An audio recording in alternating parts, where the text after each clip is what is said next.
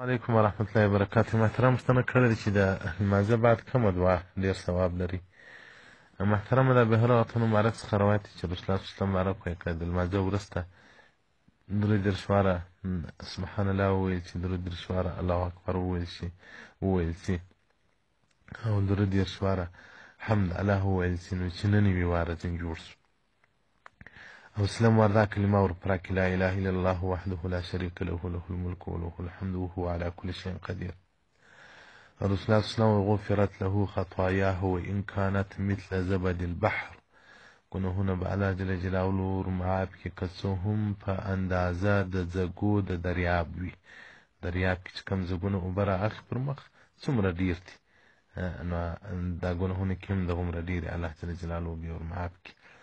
حدیث امام بهقي په سنن الکبرى جلد 2 صفحه 180 کې ذکر کړی ده، او دغه رنګ امام طبراني رحمت الله علیه په کتاب دعا جلد اول صفحه 180 حدیث رقم 160 کې ذکر کړی ده. باب نمبر 21 کې ذکر کړی ده. والسلام علیکم ورحمة الله وبرکاته.